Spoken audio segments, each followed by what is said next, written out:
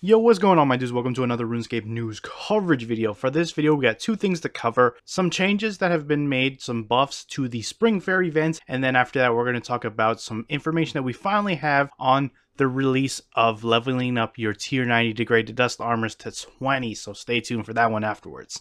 Without any further ado, let's jump right into the video. Let's go!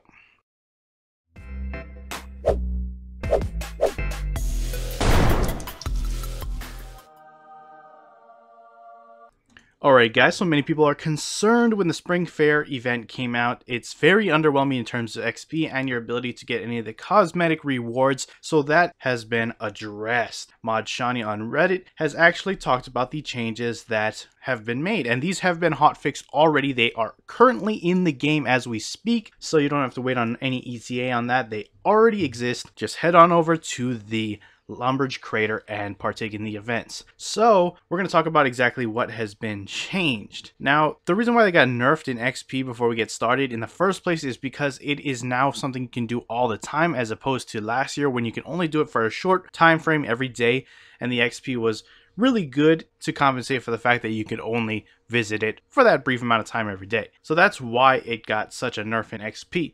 However, obviously, to much of the community's uproar, it got nerfed beyond any reasonable amount, so that has been addressed. Anyways, let's jump into exactly what it says on the Reddit post. So here's the changes they've made. They vastly improved the chance of cosmetic drops. The cosmetic drop rates were actually the same as they were last year with the removal of the token system. However, it's clear the cosmetics weren't appearing often enough to feel rewarding in this new event format. So you should expect to get those cosmetic drops much more common. I know people have gone over 10 plus hours and not seen a single cosmetic drop. That should no longer be the case now if you're training there. So yeah, that's actually a really good thing. Moving on, we got the XP.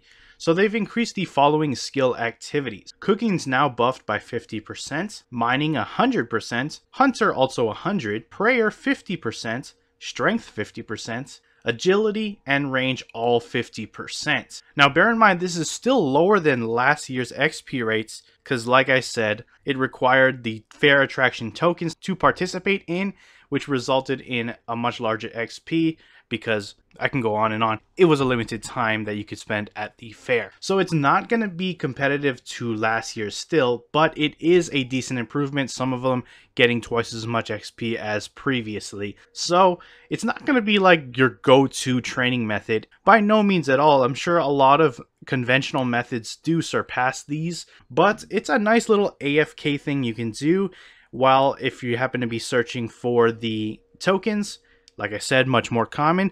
At least you're getting a more decent XP rate. Obviously, again, it's not going to be amazing XP like it was last time, but it's good that they're listening to the community and making changes. Maybe more people will now engage in the content, get those cosmetics, enjoy a little bit of AFK experience, and overall enjoy the fair as a whole. Like I said, these changes are already in the game, so you can head on over to the Spring Fayre and partake. So yeah, enough about that. We've talked enough about the Spring Fayre. Let's move on to the tier 90 degraded dust armors and how we can get those to level 20, etc. So we finally got more information on Twitter by Mod Chaos E. He simply posted this here. Invention Batch 2 post release allow degraded dust augmentables to get to level 20. It is fixed, awaiting upload, and he says on Twitter this will launch with Tuesday's update. Now, Tuesday is going to be the game update next week because Monday in the UK is a bank holiday, so there will be no update on Monday. It will be the following Tuesday,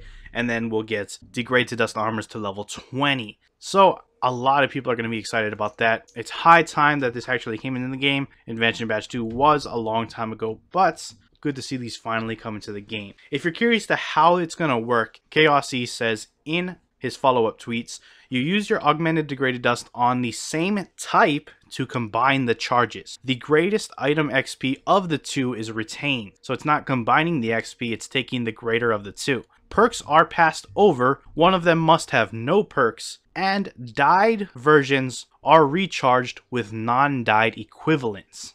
So that should be pretty straightforward. You'd be able to just use them on each other and your item XP will transfer to the next item. Somebody happens to ask if you'll be able to combine two items if it just so happens that the overall charge would be over 100.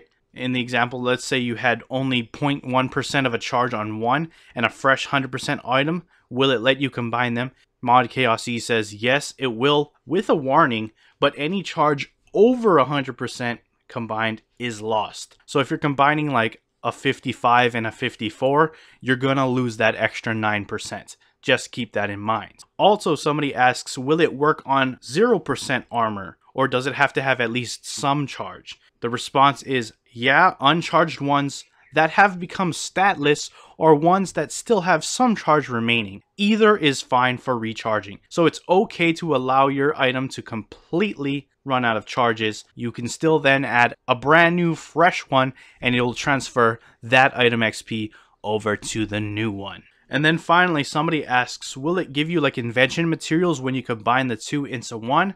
Answer is no, it's just a recharge. You will sacrifice gaining any components and invention XP for the benefit of keeping your item level bonus. You can still disassemble or siphon the objects, as is the case now if you prefer to use that route. So bear in mind, if you are transferring over something, you are forfeiting the XP that you would have got if you just disassembled that item or siphoned it. And yeah, that is pretty much all you really need to know. It should be straightforward when this goes out on next Tuesday, how to transfer that item XP. Doesn't seem like it's a very complex process, by no means at all. So let me know what you guys think about it. That is it for the video. If you enjoyed it, hit that like button. If you are not subscribed yet and you want to stay up to date on things RuneScape related, then hit that subscribe button. Anyways, I appreciate you guys watching. I am out. Peace.